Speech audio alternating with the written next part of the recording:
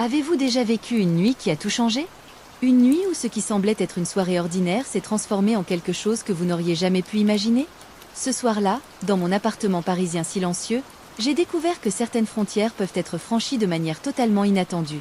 Mon beau-fils Rufus et son ami Chenidu m'ont mise face à une situation qui défie toute logique, toute morale, tout ce que je pensais connaître sur les relations familiales.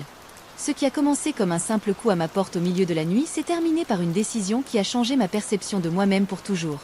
Mais laissez-moi vous raconter comment tout a commencé, car ce que vous allez entendre va vous surprendre autant que cela m'a surprise cette nuit-là. Je m'en souviens comme si c'était hier. Cette nuit semblait être comme toutes les autres dans mon appartement du 15e arrondissement. La lumière tamisée de ma lampe de chevet créait une atmosphère douce et apaisante.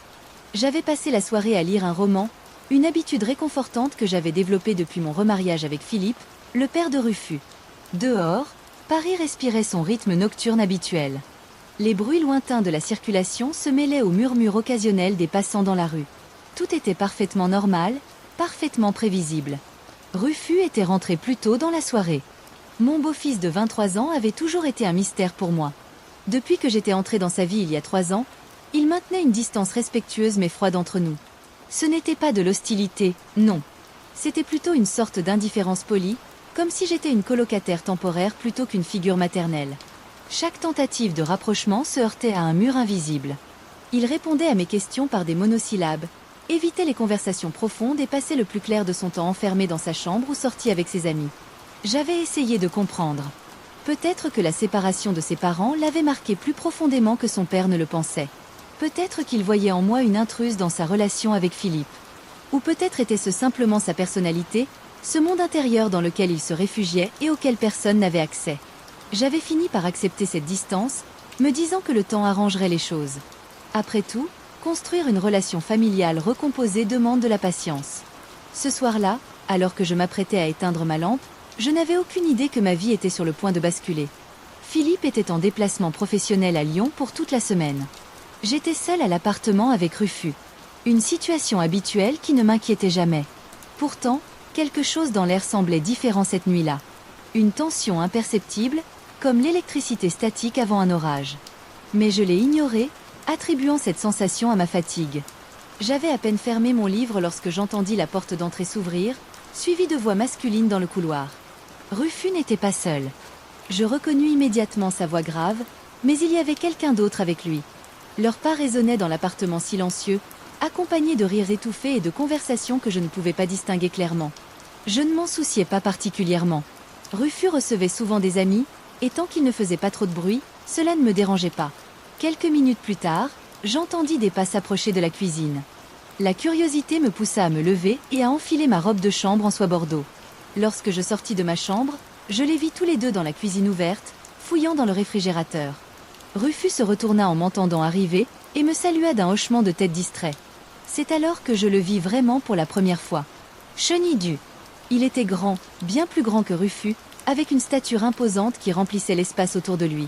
Sa peau sombre contrastait magnifiquement avec le t-shirt blanc qu'il portait. Mais ce qui m'a le plus frappé, ce n'était pas son physique. C'était son regard. Quand nos yeux se sont croisés, j'ai senti quelque chose d'inhabituel. Une intensité calme, une maturité qui semblait déplacée chez un jeune homme de son âge. Contrairement aux autres amis bruyants et immatures de Rufus, Chenidu dégageait une présence différente, presque magnétique. Rufus fit les présentations de manière désinvolte. Chenidu était son ami depuis l'université, un camarade de promotion en école d'ingénieur. Ils travaillaient ensemble sur un projet important. Chenidu me salua poliment, avec un léger sourire qui ne quittait pas tout à fait ses lèvres. Sa voix était douce, posée, chaque mot soigneusement choisi. Il me remercia de le laisser rester pour la nuit, expliquant qu'il habitait trop loin pour rentrer à cette heure tardive. Je lui assurai que ce n'était pas un problème, que l'appartement était assez grand pour accueillir un invité.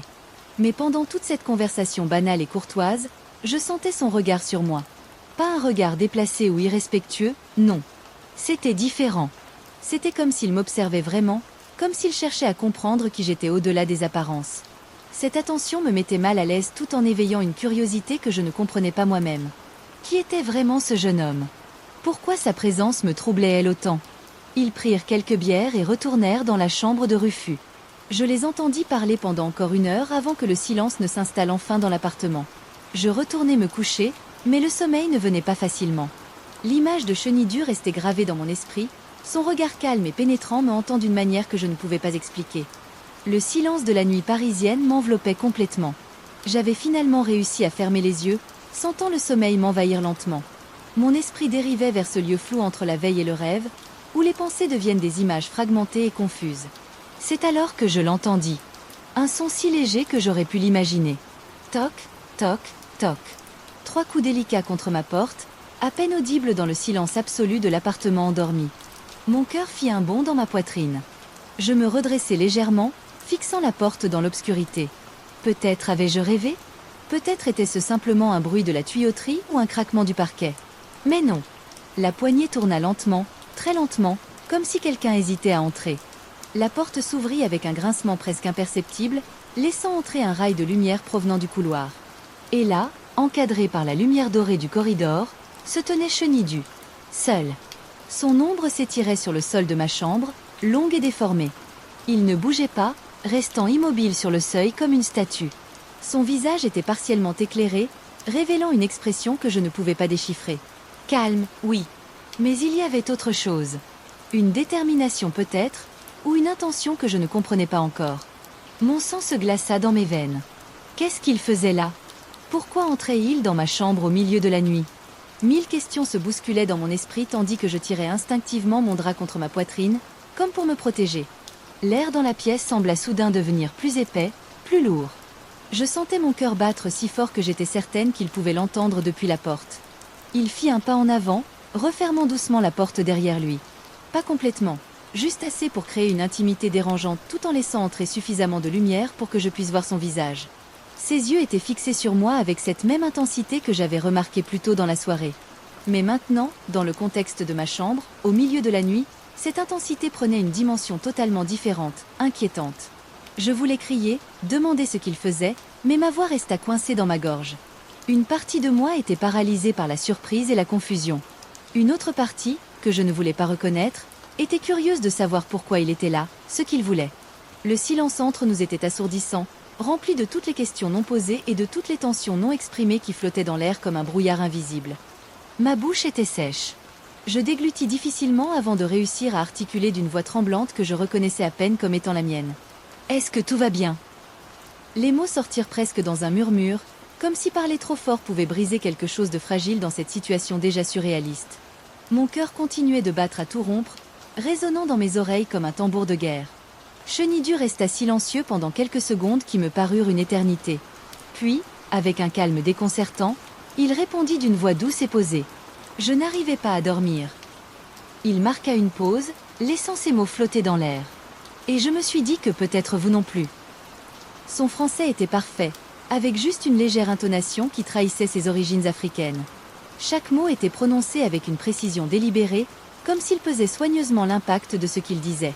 Il fit un autre pas dans la chambre, ses pieds nus ne faisant aucun bruit sur le parquet. « J'aimerais parler avec vous, si vous le permettez. » Sa demande était formulée poliment, presque formellement, mais il y avait quelque chose dans son ton qui suggérait que ce n'était pas vraiment une question. C'était davantage une déclaration d'intention. Il voulait parler, et il était là, dans ma chambre, au milieu de la nuit, pour le faire. Mon cerveau fonctionnait à toute vitesse, essayant de comprendre la situation. Parler ? De quoi ? Pourquoi maintenant ? Pourquoi dans ma chambre ? Et surtout, pourquoi moi ? S'il ne pouvait pas dormir, pourquoi n'était-il pas allé voir Rufus, son ami, celui qu'il connaissait réellement ? Je n'étais qu'une quasi-étrangère pour lui, la belle-mère de son camarade, quelqu'un qu'il avait à peine rencontré quelques heures auparavant. Rien dans notre brève interaction ne justifiait cette visite nocturne. « Chenildu », commençai-je en essayant de garder ma voix stable, « il est très tard. Je ne pense pas que ce soit approprié que vous soyez ici. » J'essayais de paraître ferme, mais je sentais ma résolution vaciller sous son regard inébranlable. Il ne semblait pas du tout intimidé ou gêné par ma remarque. Au contraire, un léger sourire apparut sur ses lèvres, comme s'il trouvait ma réaction prévisible et même amusante. « Je comprends votre hésitation », dit-il en inclinant légèrement la tête. « Mais certaines conversations ne peuvent avoir lieu qu'à des moments comme celui-ci, quand le monde dort et que les masques tombent. » Ces paroles étaient cryptiques, presque philosophiques. Qu'est-ce qu'il voulait dire par là ? Quel masque ? De quelle conversation parlait-il ? Mon malaise grandissait à chaque seconde, mais en même temps, Une partie de moi était intriguée malgré moi par ce mystérieux jeune homme qui se tenait devant moi. Le silence s'installa entre nous comme un voile épais et suffocant. Chenildu ne bougeait toujours pas, se tenant là dans la pénombre de ma chambre, et moi, assise dans mon lit, le drap serré contre ma poitrine. Chaque seconde qui passait semblait étirer le temps, le rendant élastique et interminable. Mon esprit tournait en boucle, cherchant désespérément une explication rationnelle à ce qui était en train de se passer. Mais rien ne venait. Rien n'avait de sens. La pièce semblait rétrécir autour de moi. Les murs se rapprochaient, l'air devenait plus rare. Je sentais ma respiration devenir plus courte, plus rapide. C'était comme si l'espace même conspirait pour nous rapprocher malgré moi. Mon regard glissa involontairement vers la porte que Chenildu avait refermée derrière lui. Et c'est alors que je réalisai avec un frisson glacé qui me parcourut l'échine. Je n'avais pas verrouillé ma porte avant de me coucher. Cette prise de conscience me frappa comme une gifle. Habituellement, je verrouillais toujours ma porte quand Philippe n'était pas là. C'était une habitude, un réflexe de sécurité que j'avais développé depuis toujours. Mais ce soir, distraite par mes pensées après avoir rencontré Chenildu, j'avais oublié. Cette simple négligence avait permis cette intrusion nocturne. Mon cœur s'accéléra encore davantage. J'étais vulnérable, seule dans ma chambre avec un homme que je connaissais à peine. Les yeux de Chenildu ne quittaient pas mon visage. Ce regard intense, pénétrant, semblait fouiller dans mon âme, cherchant quelque chose que je ne comprenais pas. Que voyait-il quand il me regardait ainsi? Que cherchait-il? Mon malaise se transformait progressivement en quelque chose de plus complexe, un mélange troublant de peur, de confusion et d'une curiosité que je refusais d'admettre. Pourquoi ne partait-il pas? Pourquoi continuait-il à me fixer de cette manière? Je sentais mes mains trembler légèrement.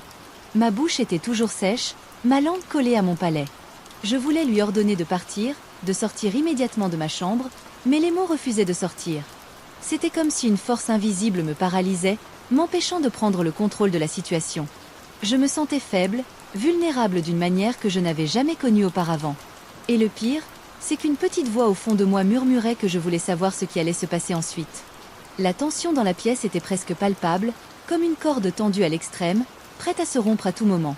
L'atmosphère était électrique, chargée d'une énergie que je ne pouvais ni nommer ni comprendre. Chenildu fit un autre pas vers mon lit, lent, délibéré, comme un prédateur qui s'approche de sa proie avec une patience infinie.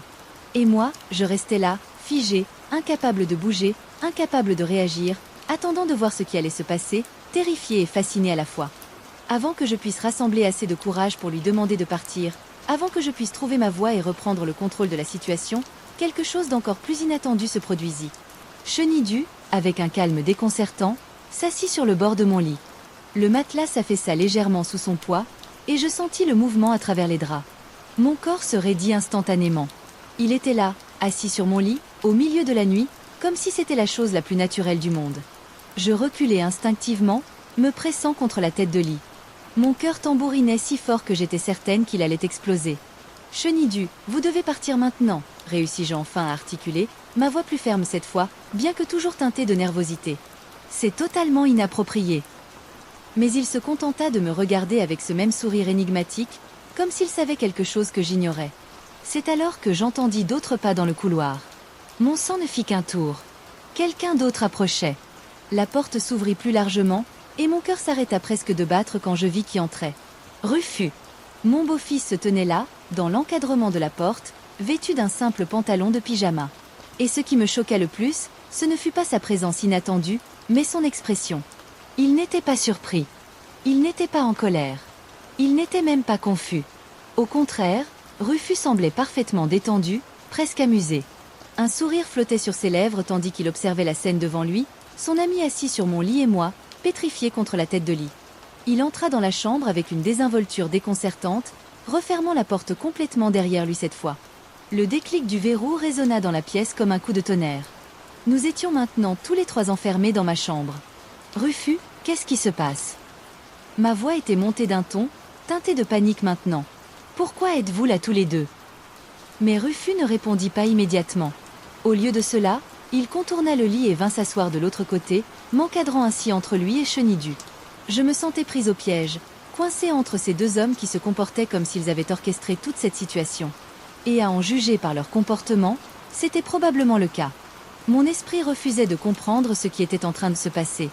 C'était trop surréaliste, trop étrange. Mon beau-fils, Le jeune homme distant et froid qui m'avait à peine adressé la parole en 3 ans, était maintenant assis sur mon lit au milieu de la nuit avec son ami. Ils échangèrent un regard complice, un regard qui en disait long sur leur complicité, sur le plan qu'ils avaient manifestement préparé. Et moi, j'étais au centre de ce plan, sans avoir la moindre idée de ce qu'ils attendaient de moi. N'oubliez pas de laisser un like si cette histoire vous captive jusqu'à présent. Et dites-moi dans les commentaires ce que vous pensez de cette situation. Auriez-vous réagi comme elle? Restez avec moi pour découvrir ce qui va se passer maintenant. Rufus et Chenildieu échangèrent encore un regard, une communication silencieuse qui semblait contenir des années de conversation et de confidences partagées. Puis, Rufus se tourna vers moi, son expression devenant plus sérieuse, presque solennelle. La lumière tamisée qui filtrait par la porte entr'ouverte jouait sur son visage, créant des ombres qui le faisaient paraître plus âgé, plus mûr que je ne l'avais jamais vu. Il prit une profonde inspiration, comme s'il se préparait à faire une déclaration importante. « Nous avons toujours gardé un secret », commença-t-il d'une voix basse mais claire. Ses yeux étaient fixés sur moi avec une intensité que je ne lui connaissais pas, Chenildieu et moi. En fait, pas seulement nous deux. Mes amis aussi. Il marqua une pause, laissant ses paroles pénétrer. Nous t'admirons. Beaucoup. Depuis longtemps. Le mot « admirer » resta suspendu dans l'air, chargé d'implications que je commençais à peine à saisir. Je sentis mon visage s'empourprer. Qu'est-ce qu'il voulait dire par là? Admiration? Quel genre d'admiration? Mon cerveau refusait de faire les connexions évidentes, se cramponnant désespérément à l'idée qu'il devait y avoir une explication innocente à tout cela. Peut-être parlait-il d'admiration au sens général, comme on admire un mentor ou une figure inspirante. Mais quelque chose dans son ton, dans la façon dont il prononçait ses mots, suggérait une toute autre signification. Chenildieu prit le relais, sa voix douce mais ferme brisant le silence qui s'était installé après la déclaration de Rufus. « Nous avons beaucoup parlé de vous, » dit-il en se penchant légèrement vers moi. « De votre élégance, de votre intelligence, de la façon dont vous vous portez avec cette grâce naturelle. » Ces mots étaient choisis avec soin, presque poétiques. Il y a quelque chose en vous qui nous attire tous. Une connexion spéciale que nous ressentons. Mon cœur battait maintenant pour des raisons complètement différentes. Ce n'était plus seulement de la peur ou de la confusion. C'était quelque chose de plus complexe, un mélange troublant d'émotions que je n'osais pas nommer. Une partie de moi était scandalisée, choquée par ce qu'ils insinuaient clairement. Mais une autre partie, une partie que je refusais d'admettre, était flattée, intriguée par cette attention inattendue. « Rufus », commençai-je en essayant de garder ma voix stable, « je suis mariée à ton père. Je suis ta belle-mère. Qu'est-ce que tu es en train de me dire exactement ?» Je voulais qu'il le dise clairement, qu'il mette des mots sans ambiguïté sur ce qui se passait. Mais Rufus se contenta de sourire, un sourire qui était à la fois tendre et audacieux. « Ce soir, nous avons décidé de te le dire. De te montrer ce que nous ressentons vraiment. » Chenildieu acquiesça à côté de lui, ajoutant d'une voix presque murmurée, « Nous ressentons une chaleur particulière quand tu es près de nous. » Ce qui se passa ensuite dépassait tout ce que j'aurais pu imaginer dans mes cauchemars les plus fous. Sans avertissement, sans hésitation, Rufus se leva du lit. Ses mains allèrent vers la ceinture de son pantalon de pyjama. Mon cerveau mit quelques secondes à comprendre ce qu'il était en train de faire. Et quand je réalisai, mes yeux s'écarquillèrent d'horreur. Il retirait son pantalon. Lentement, délibérément, en me regardant droit dans les yeux, comme pour mesurer ma réaction. « Qu'est-ce que tu fais ?» criai-je presque, ma voix montant dans les aigus sous l'effet du choc. « Arrête immédiatement !» Mais il ne s'arrêta pas. Le pantalon tomba au sol, suivi de son sous-vêtement. Et là, devant moi, mon beau-fils se tenait complètement nu. Mon visage devint brûlant, rouge écarlate. Je détournai le regard instinctivement, mais pas avant d'avoir vu que son corps réagissait visiblement à la situation. Mon Dieu, qu'est-ce qui se passait? Comme si ce n'était pas assez choquant, Chenildieu se leva à son tour de l'autre côté du lit. Non, non, non, non. Cela ne pouvait pas être en train de se produire. Mais si. Chenildieu commença également à retirer ses vêtements avec la même lenteur calculée, la même assurance tranquille. Son t-shirt passa par-dessus sa tête, révélant un torse musclé et sculpté. Puis son pantalon suivit. En quelques secondes, il était lui aussi complètement dévêtu devant moi. Je fermai les yeux avec force, mon cœur battant si vite que je pensais faire une crise cardiaque. « Vous êtes fou !» réussis-je à articuler, ma voix tremblante de colère et de confusion. « Rhabillez-vous immédiatement et sortez de ma chambre. » Mais quand je rouvris les yeux, attiré malgré moi par une curiosité morbide, ils étaient toujours là, nus, me regardant avec cette même expression de désir et d'anticipation. Rufus parla d'une voix calme qui contrastait violemment avec le chaos de mes émotions. « Nous n'avons rien à te cacher. » Ces mots résonnèrent dans ma tête. Rien à cacher? C'était tellement au-delà de l'inapproprié, tellement scandaleux que je ne trouvais même pas les mots pour exprimer mon outrage. Et pourtant, malgré mon choc, malgré ma colère, je ne pouvais pas nier ce que je voyais. Ils étaient tous les deux visiblement excités, leur corps trahissant clairement leurs intentions. Mon esprit était un tourbillon de pensées contradictoires. Une partie de moi voulait hurler, les chasser, appeler la police. Mais une autre partie, une partie sombre et enfouie que je ne connaissais pas, était paralysée par quelque chose d'autre. De la curiosité? De l'excitation? Non, je refusais de l'admettre. C'était simplement le choc, rien d'autre. Je remontais le drap encore plus haut, comme si ce mince tissu pouvait me protéger de cette situation surréaliste. « Vous devez partir », murmurai-je, mais ma voix manquait de conviction. Rufus s'approcha encore plus près du lit, sa nudité ne semblant pas le gêner le moins du monde. Au contraire, il paraissait parfaitement à l'aise, comme si se tenir nu devant sa belle-mère était la chose la plus naturelle du monde. « Nous avons tout planifié », dit-il avec une franchise déconcertante. « Cette soirée. Ce moment. Tout. » Ces mots me frappèrent comme une succession de gifles. Ils avaient planifié cela? Depuis combien de temps? Combien de fois avaient-ils discuté de moi? Imaginez cette scène. Chenidu fit le tour du lit pour venir se placer à côté de Rufus, créant un front uni devant moi. « Nous voulons simplement profiter de ce moment avec toi », expliqua-t-il de sa voix douce. « Te montrer combien tu comptes pour nous. » Ces paroles auraient pu sembler romantiques dans un autre contexte, mais là, prononcées par deux hommes nus dans ma chambre au milieu de la nuit, elles prenaient une dimension complètement différente, presque menaçante. Rufus tendit la main vers mon drap. Je le serrai plus fort, mes jointures blanchissant sous l'effort. « Non », dis-je fermement. « N'y pense même pas », mais il ne s'arrêta pas. Avec une douceur surprenante, il commença à tirer sur le tissu. Je résistais, mais il était plus fort. Progressivement, le drap glissa, révélant ma chemise de nuit en soie. Je me sentais nue, vulnérable, exposée sous leur regard affamé. « Laisse-toi aller », murmura Rufus en se penchant vers moi. « Profite du moment. Personne ne le saura jamais. C'est juste entre nous trois. » Sa main se posa sur mon épaule, chaude et ferme. Je frissonnais à ce contact, mon corps réagissant malgré moi. Chenidu s'assit de nouveau sur le lit, plus près cette fois, sa présence massive et imposante à côté de moi. « Tu es tellement belle », murmura-t-il, son souffle chaud contre mon oreille. Mon esprit était en guerre avec mon corps. Ma raison criait que c'était mal, que je devais les arrêter immédiatement. Mais mon corps semblait avoir sa propre volonté, répondant à leurs touches, à leurs mots, à leur présence. Je sentais une chaleur se répandre en moi, une chaleur que je n'avais pas ressentie depuis longtemps. Philippe et moi n'avions plus cette passion depuis des mois. Notre relation était devenue routinière, prévisible. Et maintenant, ces deux jeunes hommes me regardaient comme si j'étais la chose la plus désirable au monde. Rufus se pencha encore plus près. Je pouvais sentir son odeur, mélange de savon et de quelque chose de plus masculin. « Juste un baiser », murmura-t-il. « Laisse-nous te montrer ce que nous ressentons. » Et avant que je puisse protester, ses lèvres touchèrent les miennes. Douces, chaudes, insistantes. Je restai figé pendant un instant, puis, contre toute logique, contre toute raison, je répondis au baiser. C'était doux, presque tendre, rempli d'une promesse de choses que je n'osais même pas imaginer. Et pour un bref moment, je me laissai aller, oubliant qui j'étais, oubliant où j'étais, me perdant dans cette sensation nouvelle et enivrante. Alors, que pensez-vous de cette tournure des événements? Laissez un commentaire et n'oubliez pas de vous abonner pour ne pas rater la suite. Cette histoire est loin d'être terminée. Le baiser dura peut-être quelques secondes, peut-être une éternité.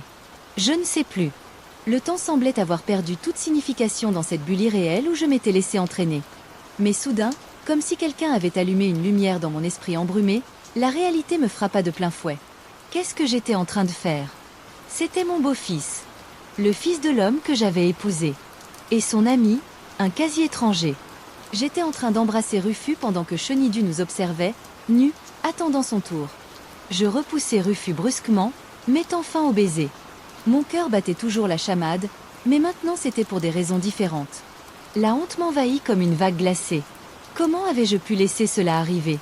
Comment avais-je pu répondre à ce baiser? Mes mains tremblaient tandis que je remontais le drap autour de moi, créant une barrière symbolique entre eux et moi. Non, dis-je d'une voix que je voulais ferme mais qui tremblait légèrement. C'est suffisant. C'est aller trop loin. Je secouai la tête, essayant de chasser la confusion et la culpabilité qui m'envahissaient. Vous devez partir. Maintenant.